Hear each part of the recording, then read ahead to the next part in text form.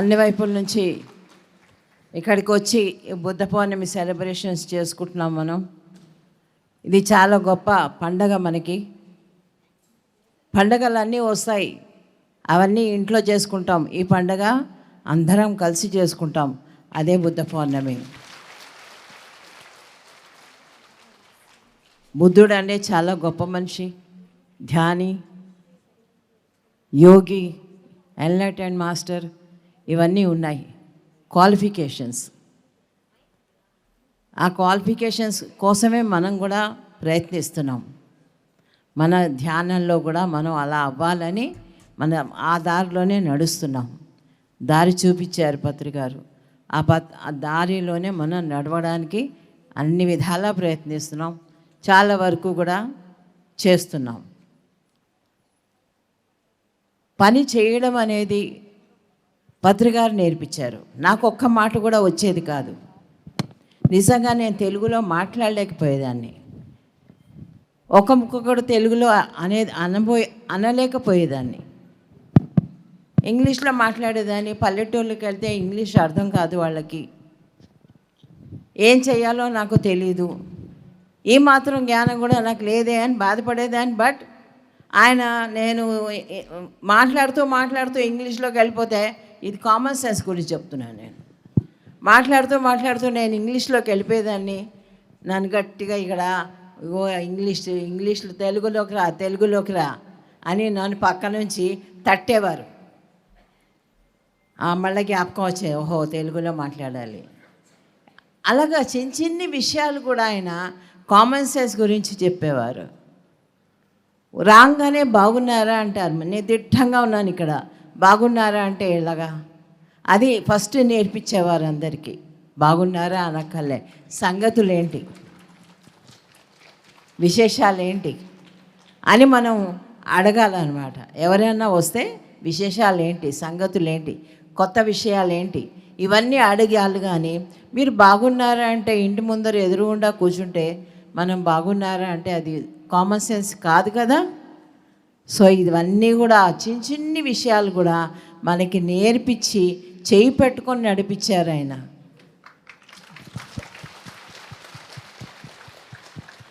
ఆయన లాంటి గురువు నిజంగా చాలా అరుదుగా ఉంటారు, అసలు ఉండరేమో.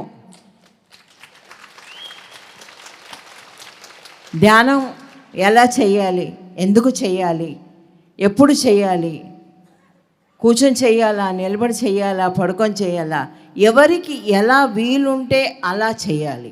మీరు ధ్యాన జ్ఞాన ప్రచారం చేయాలనుకుంటే లక్షలాది మంది ఆదరిస్తున్న PMC ఛానల్తో భాగస్వాములు కండి. The PMC trust, Google pay, phone pay number 8977009932. ధ్యానానికి టైమింగ్స్ ఉండవు. కూర్చోలేకపోయేవారు కొంతమంది పెద్దవాళ్ళు, పాపం వాళ్ళు పడుకొని చేయమనేవారు. పడుకోనన్నా శ్వాస మీద గమనిక ఉండాలి అని, అందుకని ఆయన పడుకొని కూడా చేయొచ్చు అనేవారు. రాత్రులంతా మేల్కోలేని వాళ్ళు ఉంటారు. రాత్రంతా మేల్కొని అవసరం లేదు, హాయిగా పొద్దున మీకు ఎప్పుడు వీలైతే అప్పుడు ధ్యానం చేయండి. ధ్యానం ముఖ్యంగానే ఎప్పుడు చేస్తున్నారని ముఖ్యం కాదు. ధ్యానం ఎన్ని గంటలు చేస్తున్నారని కాదు, మనలోకి ఎంత వెళ్ళాము అది ముఖ్యము. అది ముఖ్యమైన పని మనకి. చాలామంది ఇన్ని గంటలు చేస్తున్నాము, అన్ని గంటలు చేస్తున్నాము అని నేను కూడా అంటాను, నేను ఇన్ని గంటలు చేశానని. కానీ ఆ రోజుల్లో ఈ యూట్యూబులు లేవు, మొబైల్స్ లేవు, టీవీలు లేవు, మ్యూజిక్ ఎక్కడి నుంచి లేదు. ఏ మ్యూజిక్ లేకుండా నేను ధ్యానం చేసేదాన్ని.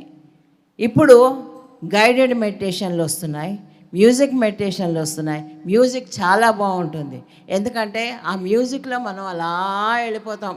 మనం తెలియదు కొంతసేపటికి. ఇప్పుడు ఇంట్లో నేను ధ్యానం అదే చేశాను 4:30కి లేచి, ఎంత హాయిగా ఉండిందో ఆ ధ్యానం చేస్తుంటే ఆ మ్యూజిక్ తోటి. కనుక మ్యూజిక్ అనేది చాలా ప్రధానమైన భాగం మన ధ్యానంలో. ప్రతి ఒక్కరికి సాఫ్ట్ మ్యూజిక్ పెట్టుకోండి, హాయిగా ఇంట్లో కూర్చొని, మన ఇంట్లో కూర్చొని, మన మంచం మీద కూర్చొని హాయిగా ధ్యానం చేసుకోవచ్చు. ఇలా నలుగురిలో చేసుకుంటే ఏమవుతుందంటే, ఇలా గ్రూప్ మెడిటేషన్లో ఏమవుతుందంటే గ్రూప్ ఎనర్జీస్ ఉంటాయి. ఆ ఎనర్జీస్ అనేవి చక్కగా అలా రౌండ్గా తిరుగుకుంటూ ఎక్కడ తక్కువ ఉంటే అక్కడ వెళ్తూ ఉంటాయి, ఎక్కువ ఉంటే చక్కగా తీసుకుంటూ ఉంటాయి, తక్కువ వాళ్ళకి ఇస్తూ ఉంటాయి, పంచుతూ ఉంటాయి అన్నమాట ఆ ఎనర్జీని. కనుక గ్రూప్ మెడిటేషన్ చాలా చాలా చాలా ఇంపార్టెంట్. పత్రికారు ఎప్పుడు కూడా గ్రూప్ మెడిటేషన్ ఇప్పుడు కడతాల్లో మనం కైలాసపూర్లో చేస్తాం, 4 గంటలు చేస్తాం. పొద్దున్న లేచి మ్యూజిక్ ఉంటుంది, ఏ గైడెడ్ ఉండదు. ఇలా చేయండి అలా చేయండి అని కూడా స్టార్టింగ్లో చెప్తారు. కాళ్ళు కలుపుకోండి, చేతులు కలుపుకోండి, కళ్ళు మూసుకోండి, శ్వాస మీద ధ్యాస పెట్టండి, ఆలోచనలు వద్దు, మనసుని శూన్యం చేసుకోవడమే ధ్యానం. ఇదే ఆయన చెప్పేది. అంతే. మ్యూజిక్ నడుస్తూ ఉంటుంది, 4 గంటలు ఎప్పుడైపోతుందో కూడా మనకు తెలియదు. అంత కదలకుండా కూర్చుంటారు. ఇక్కడ చీఫ్ గెస్ట్లు వచ్చిన వాళ్ళు ఆశ్చర్యపోయేవారు. ఏంటమ్మా ఆ ధ్యానంలో అంత నిమగ్నం అయిపోవడం ఏంటి, అన్ని వేల మంది ధ్యానం చేయడం ఏంటి ఇక్కడ అని చాలామంది ఆశ్చర్యపోయేవారు.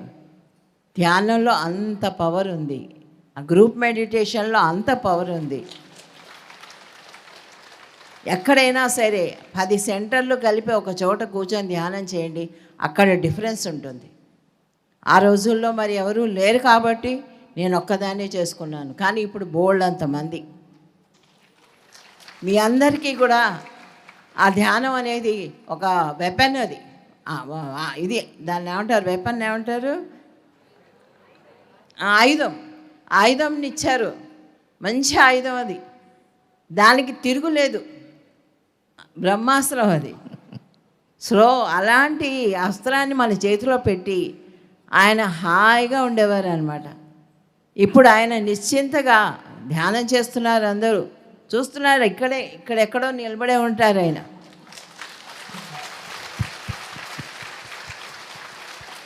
నేను కరెక్ట్గా మాట్లాడానా లేదా చూస్తూ ఉంటారు ఆయన. కనుక ప్రతి వారు కూడా కరెక్ట్గా మాట్లాడడానికి, అది కామన్ సెన్స్ తోటి మాట్లాడడానికి ప్రయత్నించాలి. మనం కామన్ సెన్స్ని ఇంప్రూవ్ చేసుకున్నామంటే చాలా హాయిగా అనిపిస్తుంది ఎదుటి వాళ్ళకి. మనం క్వశ్చన్ వేస్తారు, క్వశ్చన్ వేసినప్పుడు ఆయన ఆన్సర్ చెప్తూ ఉంటారు. ఆన్సర్ చెప్పే లోపల వాళ్ళు ఇంకో క్వశ్చన్ గురించి ఆలోచిస్తారు, కానీ ఈ ఆన్సర్ వినరు. అది కామన్ సెన్స్ కాదు. ఇలాంటివి చిన్నవి ఆయన చెప్తూ ఉండేవారు అనమాట. ఎవరు కూడా క్వశ్చన్ వేయడం ముఖ్యం అనుకుంటారు, కానీ ఆన్సర్ వినడం ముఖ్యం అనుకోరు. ఆన్సర్ వినాలి. ఎందుకు వేస్తున్నారు క్వశ్చన్? ఆన్సర్ వినడానికి వేస్తున్నారు. కనుక ప్రతి ఒక్కరూ కూడా ఆన్సర్ కోసం క్వశ్చన్ వేయండి. క్వశ్చన్ వెయ్యాలి కాబట్టి క్వశ్చన్ వేయకండి. మనం చాలా గొప్పవాళ్ళం అనుకుంటారు చాలామంది క్వశ్చన్స్ వేసేసి, మాకు గంగా ఇంత తెలుసు, జ్ఞానం ఉంది అని. నో, క్వశ్చన్ వేసినప్పుడే తెలుస్తుంది మనకేం తెలియదని. క్వశ్చన్ ఎప్పుడు వస్తుంది? మనకు తెలియనప్పుడు వస్తుంది, అంతే కదా. కనుక ప్రతి ఒక్కరూ కూడా తెలుసుకుంటూ ఉండాలి, ఏం తప్పులేదు. మనకి తెలియకపోవడంలో ఏమి తక్కువ ఎక్కువ లేదు. అందరికీ తెలియదు, చాలా విషయాలు అందరికీ తెలియదు. కనుక ప్రతి ఒక్కరూ తెలుసుకుంటూ ఉండడానికి ఎప్పుడూ మొహమాట పడకూడదు. చక్కగా ఆన్సర్స్ వినాలి, దాని గురించి తెలుసుకోవాలి, దాంట్లో సత్యం ఎంతో ఉందో మనం కనుక్కోవాలి. ప్రతి ఒక్కరూ కూడా మాస్టర్గా మారాలి అనే ఆయన ఆకాంక్ష. ప్రతి ఒక్కరూ కూడా ధ్యానిగా మారాలి, ప్రతి ఒక్కరు శాకాహారిగా మారాలి, పిరమిడ్లు కట్టాలి, పిరమిడ్లో ధ్యానం చేయాలి. ఆయన పిరమిడ్లు స్టార్ట్ చేసినప్పుడు ఏముంది, చిన్న అట్టముక్కలతో పిరమిడ్ చేసేవారు. ఆ పిరమిడ్లోనే నేను ఒకరోజు చెయ్యి కాలిపోయింది. అది వంట చేస్తుంటే నూనె అంతా నా చెయ్యిలోకి వచ్చేసింది. ఈ చెయ్యికి వచ్చేస్తేను ఆయన బొబ్బలు ఎక్కిపోతున్నాయి, మంటలు ఎక్కిపోతున్నాయి. ఆయన అడిగితే పిరమిడ్ కింద చేయి పెట్టు అన్నారు. అంటే సరే అని చేయి పెట్టాను. ఏం రాసుకోలేదు, తర్వాత బర్ణాలు రాసుకున్నాను. అది చేయి పెట్టాను. చేయి పెడితే నాకు తెలియదు, కానీ అక్కడి నుంచి చల్లటి గాలి వచ్చింది. చిన్నది ఇంతే, ఇంత ఇదే, అది నా చేయి పడుతుంది అంతే. అంతే పిరమిడ్ అది అట్ట ముక్కలతో తయారు చేశారు. ఆయన ఫైల్స్ ఉండేవి. ఆ ఫైల్స్ని కట్ చేసి నేను కట్ చేస్తుంటే ఆయన అంటించడం, ఆయన కట్ చేస్తుంటే నేను అంటించడం. మేము ఇద్దరమే ఉండేవాళ్ళం కదా, వేరే మూడో మనిషి ధ్యానం ఉండేవాడు కాదు. అలాగా ఆ పిరమిడ్లో అంత పవర్ ఉంది. అది నేను చెప్పేది, పిరమిడ్లో అంత పవర్. నాకు కొంతసేపటికి చల్లటి గాలితోటి మంటలన్నీ తగ్గిపోయాయి. బొబ్బలు తగ్గల, కానీ మంటలు తగ్గాయి. మంటలు తగ్గాక బయటకు రాత్రి పెట్టుకున్న దాన్ని పొద్దున్న బయటకు వచ్చి ఆ చేయి తీసేసి చూస్తే మంటలు తగ్గి ఉన్నాయి కాబట్టి నిద్ర పట్టింది. తర్వాత అలాగా ప్రతి ఒక్కటి కూడా ఆయన పిరమిడ్లోనే పెద్ద తేలు కుట్టింది నాకు. తేలు కుడితే కూడా పిరమిడ్లోనే ఉండమన్నారు ఆయన. మంట మంట లేదు, నువ్వు పిరమిడ్లో కూర్చో, ఏ మందు లేదు అని కర్నూలు పిరమిడ్లో అలా కూర్చోమనేవారు. సో ఇలాగా ప్రతి ఒక్కటి ఆయన నేర్పుతూ కామన్ సెన్స్తో పాటు, పిరమిడ్ ఎనర్జీతో పాటు, ధ్యానంతో పాటు, శాకాహారంతో పాటు ప్రతిదీ ఎలా తినాలి, ఎలా వడ్డించాలి, ఎలా వండాలి, వండుతున్నప్పుడు మైండ్ ఎలా ఉండాలి, మనం వంట చేస్తున్నప్పుడు మన మైండ్ ఎలా ఉండాలి, శాంతంగా ఉండాలి, పాజిటివ్గా ఉండాలి. అప్పుడే ఆ తినే వాళ్ళకి అది అరుగుతుంది. అన్ని దానాల కన్నా జ్ఞానదానం మిన్న. పిఎంసి నిరంతర మహాజ్ఞాన యజ్ఞానికి మీ వంతు సహకారం అందించండి.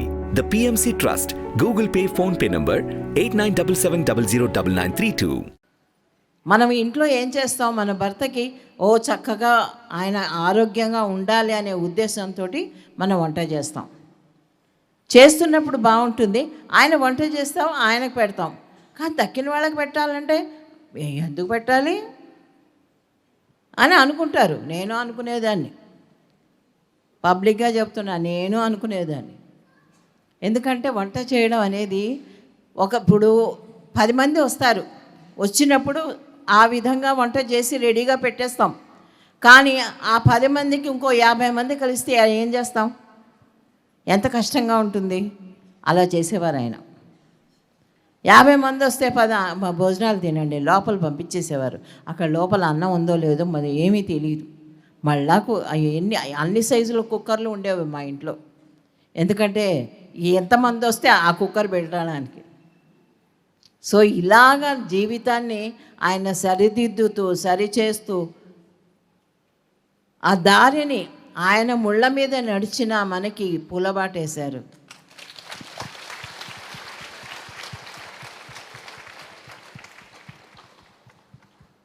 అందరూ కూడా గురువు అనేవాడు ఏదో సింహాసనం మీద కూర్చుంటారు అని అనుకుంటారు. ఆయన ఎప్పుడూ కూడా సింహాసనం మీద కూర్చోలే.